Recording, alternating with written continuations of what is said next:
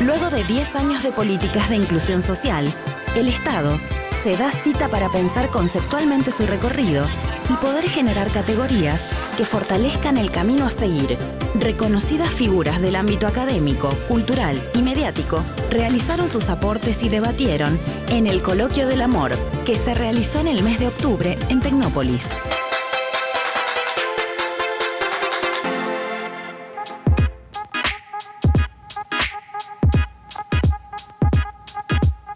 Yo defino el amor como Foucault define la libertad. Cuando Foucault hablaba de la libertad decía que es pensar como otro, no con otro. A mí me parece que el amor es algo de eso. Son dos que se encuentran y que de alguna manera requiere de la posibilidad de que vos pienses como piensa el otro. Obviamente que esos encuentros tienen desajustes, tienen problemas, pero también tienen champán, tienen modos de celebrar y me parece que ahí se forma algo que es la posibilidad de que el otro sea el que es y que cada uno sea el que es. Es decir, entre la libertad y el amor me parece que no hay demasiada diferencia.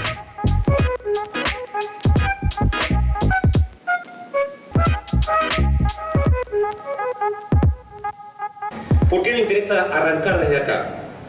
Porque Sarmiento, como el mismo Marx, al señalar célebremente que la revolución era también tomar el cielo por asalto, o sea, hacer el cielo entre nosotros, no esperar a la muerte para que el cielo se realice, o sea, volver al paraíso, pero ya sin inocencia, a un amor sin inocencia, pero amor al fin.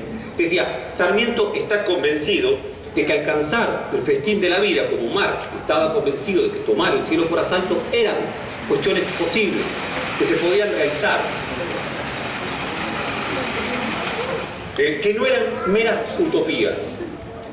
Ahora, digo yo, estoy hablando, por supuesto, del amor público, del amor político, del amor histórico. Esto que Sarmiento de una forma y Marx de otra manera en el siglo XIX suponían como factible, luego de lo que sucedió en el siglo XX, Primera Guerra Mundial, Auschwitz, campo de concentración, terrorismo de Estado en América Latina, masacres, incluso luego de lo que el siglo XX nos enseñó a entender sobre el siglo XIX, entendimos también que en el siglo XIX, para crear el festín de la vida, había habido, entre otras cosas, masacres de indios, masacres de gauchos. Por lo tanto, estas dos ideas, festín de la vida y tomar el cielo por asalto, casi que parecen ñoñerías, imposibles. El amor, y aquí quiero ir, poco tendría que ver con la dimensión pública, con la dimensión política de la vida. Hay una frase de Hegel, extraña frase de Hegel, si no me equivoco está en sus lecciones de filosofía de la historia, donde Hegel dice: la historia universal no es precisamente el albergue de la dicha. De los periodos pacíficos y venturosos son páginas en blanco en el libro, que los periodos pacíficos y venturosos son páginas en blanco en el libro de la historia. Hegel, extrañamente, y no me quiero meter en este problema, en ese fragmento lo que parece afirmar es que historia, o sea, vida pública, vida política en su desenvolvimiento, y dicha, festín de la vida, amor, confraternidad intensa entre los hombres y mujeres, es un imposible, ¿bien? Es un imposible en los libros de historia, en tanto que en los libros de historia lo que hay ante todo son pesadillas. Pesadillas. Hay una frase que a Borges le encantaba, que la tomaba de Joyce, que decía: la historia es una pesadilla de la que prefiero despertar. No es un lindo sueño la historia, no es un sueño amoroso, no es un sueño erótico la historia, sino que es una pesadilla. Entonces yo me vengo a hacer una pregunta, ¿no? La pregunta que quiero compartir con ustedes es: ¿en qué medida la historia puede alojar al amor?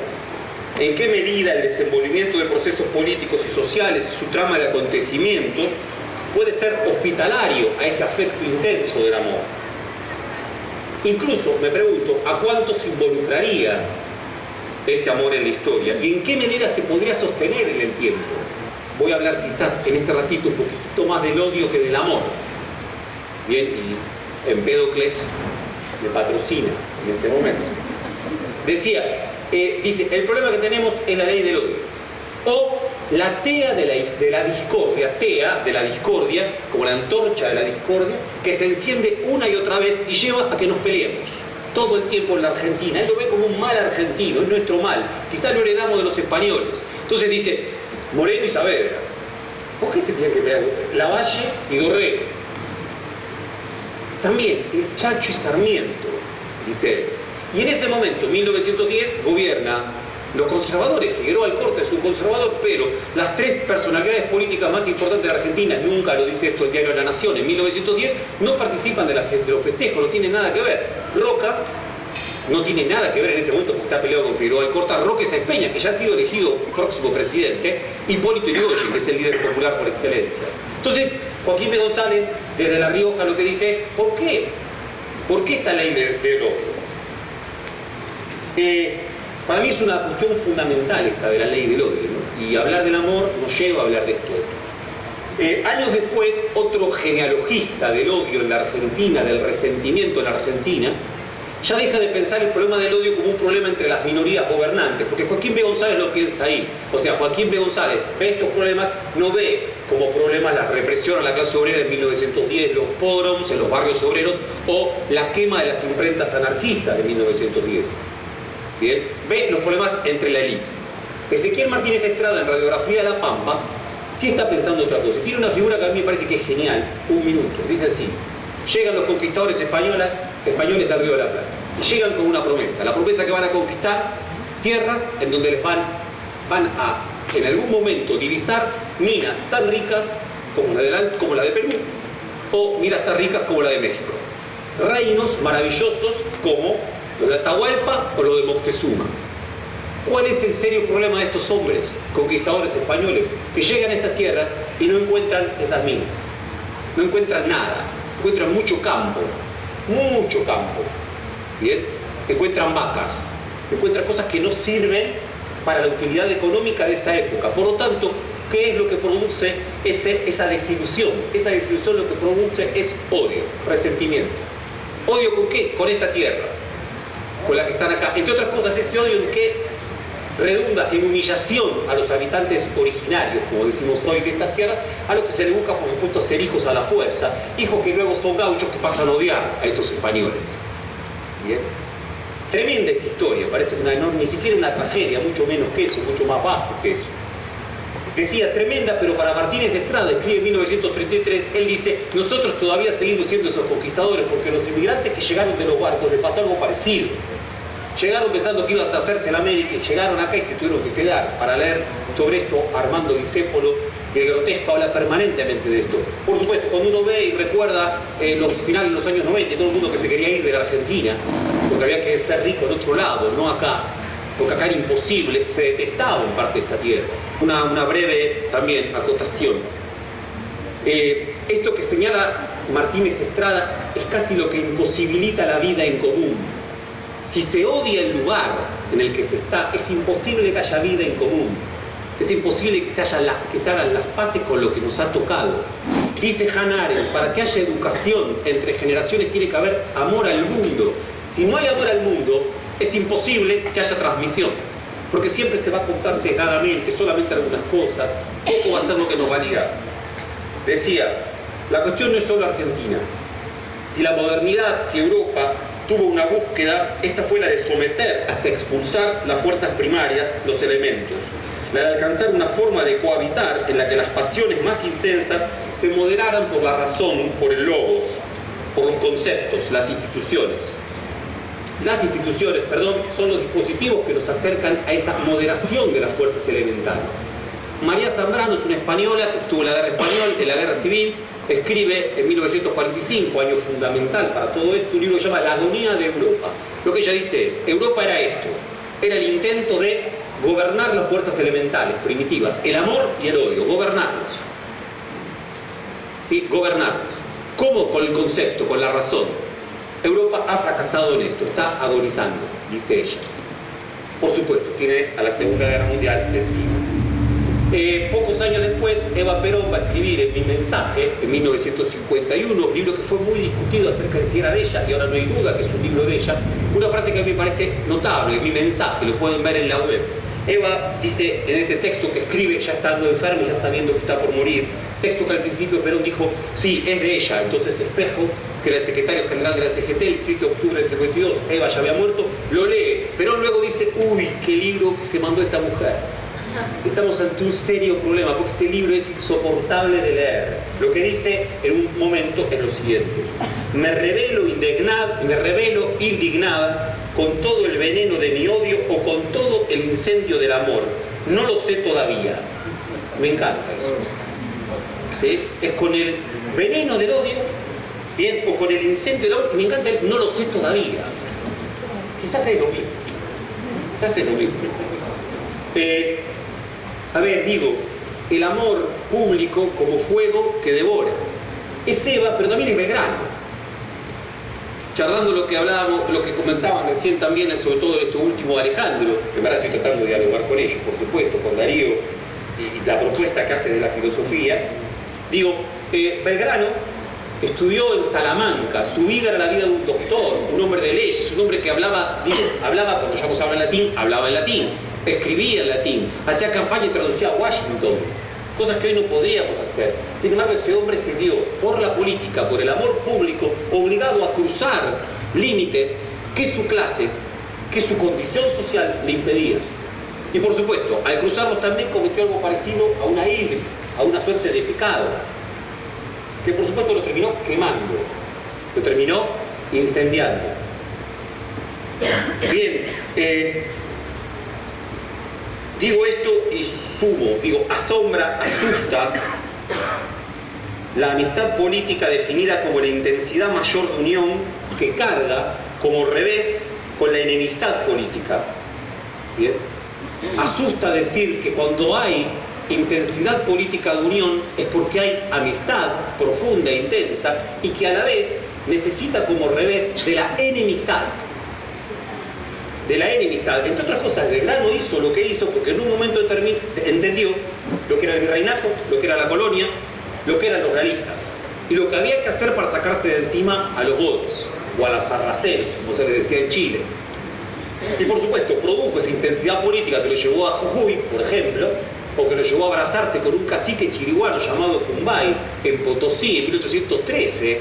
A él había estado en Salamanca. ¿Por qué? Porque entendió que estaba esta enemistad fundamental, que era con los realistas, con la corona.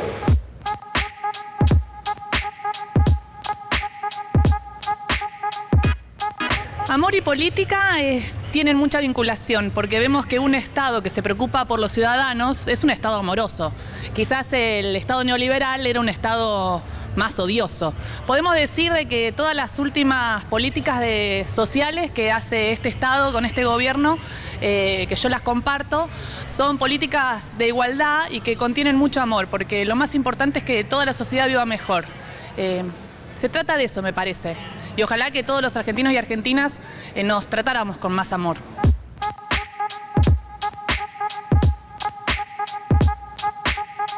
Y acá es donde, ahí sí, me meto ya en un terreno más de cura, pero no quisiera que sea además como un absoluto. Yo creo que en cristiano, yo creo que el amor sublime es el amor de Jesús. El amor que yo quiero aprender es el amor de Jesús. Quisiera amar como Jesús. Pero la pregunta es ¿cómo es ese amor de Jesús? ¿Qué características tiene el amor de Jesús? Para que uno pueda decir, este es el amor que yo quiero aprender, porque también trasciende, insisto, lo religioso, para entrar en el terreno del otro. Porque siempre hay que tener en cuenta eso, ¿no? Cuando hablamos de amor es porque hay un otro u otros. El tema está cómo pesa ese otro u otros para mí. Y yo creo que un elemento importante a tener en cuenta en el amor, cuando hablamos del amor de Jesús en concreto, o el amor cristiano, vale también, insisto, para el amor judío, por lo que sé también para el Islam, no es mi fuerte, así que me disculparán ahí, es que el amor pretende tener una cierta característica de universalidad. Pero nunca el amor es universal si no empieza por los últimos. Para ser universal el amor tiene que empezar por los pobres. Para ser universal el amor tiene que empezar por las víctimas. Tiene que empezar por los que están rechazados de la sociedad, excluidos de la sociedad, Si no, no es universal. Otro elemento que me parece que tiene también el amor que nos enseña Jesús, que nos enseña Dios, es la gratuidad. La gratuidad es el amor porque el otro vale, no porque yo espero algo del otro.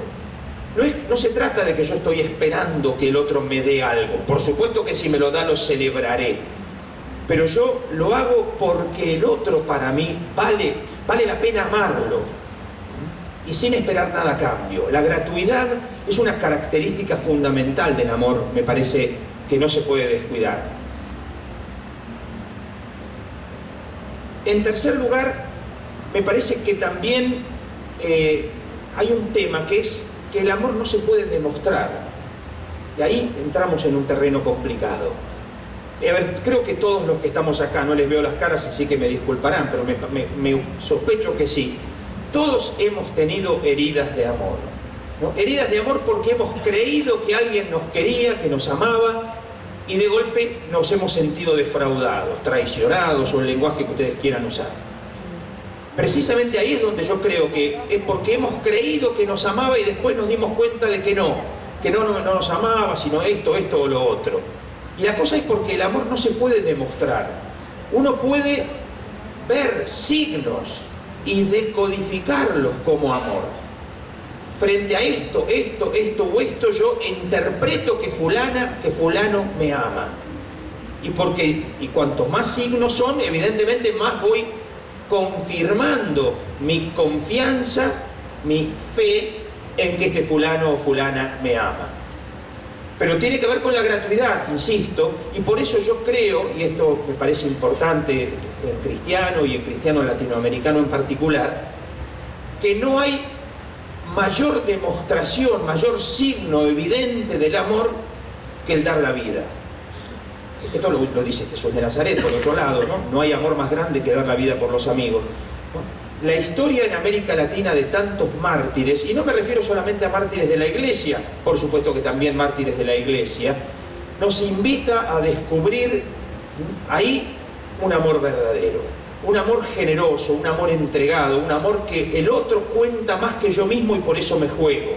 Y uno puede pensar en mártires del movimiento obrero, mártires de la Revolución, mártires de la historia argentina y mártires también de la Iglesia. Cuando uno ve figuras como Angelelli o Mujica, para poner dos ejemplos concretos, evidentemente estamos hablando de amor, no estamos hablando de otra cosa. Y ahí está donde, insisto, volvemos al tema del aprender. Aprender el amor tiene que ver con eso. Mirar estos personajes concretos de carne y hueso nos invitan a aprender los caminos para que el amor sea real. Y una cosita final. Yo si me pongo a mirar, en general, uno tiene un riesgo, sobre todo nosotros los que venimos del mundo intelectual. A ver, inclusive los curas que no vienen del mundo intelectual son desclasados al mundo intelectual, ¿no? Ambiente desclasado como el clero pocos, ¿no? Y entonces cuando miramos la gente, etcétera, solemos movernos en un ambiente totalmente intelectual, ¿no? Y cuando uno empieza a compartir la vida con los sectores más populares, los pobres, uno empieza a ver, por ejemplo, que en la vida del pobre la gratuidad es algo cotidiano, la fiesta es algo cotidiano, la solidaridad es algo cotidiano, la alegría es algo cotidiano, a pesar del sufrimiento provocado por el hambre, por la desocupación, por tantas cosas. Y entonces uno se empieza a preguntar sino también, además de aprender a amar mirándolo a Jesús, ¿no hay también que aprender a amar mirando a los pobres? Porque los pobres, por supuesto que con todos los defectos que tiene cualquier experiencia humana de amor, por otro lado. Por eso creo que si miráramos a Jesús y miráramos a los pobres, creo que aprenderíamos que el amor tiene otra cara, una cara muy distinta.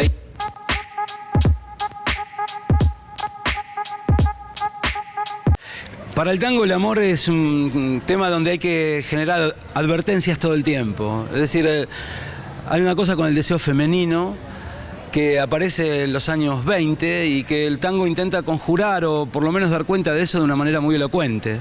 Siempre la mujer se va y el hombre queda solo. Entonces el hombre asume los riesgos de vivir un amor y con la posibilidad de perderlo. En un mundo donde las mujeres todavía estaban bajo un sometimiento patriarcal muy grande, el tango afirma el deseo femenino, que eso preocupa mucho al hombre, todavía hoy, ¿no?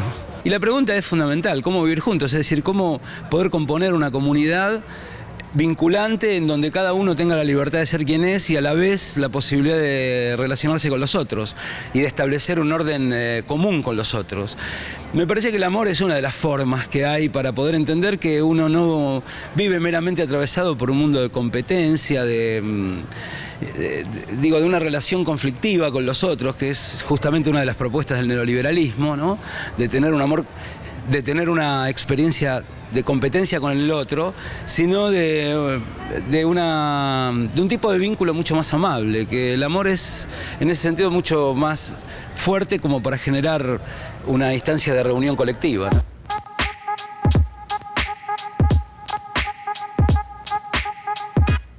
Creo que el amor es una energía que nos motoriza en lo individual, en lo familiar y en la sociedad. El amor derriba diferencias. Porque el amor puede cambiar. Porque queremos construir un país mejor. Enamorar.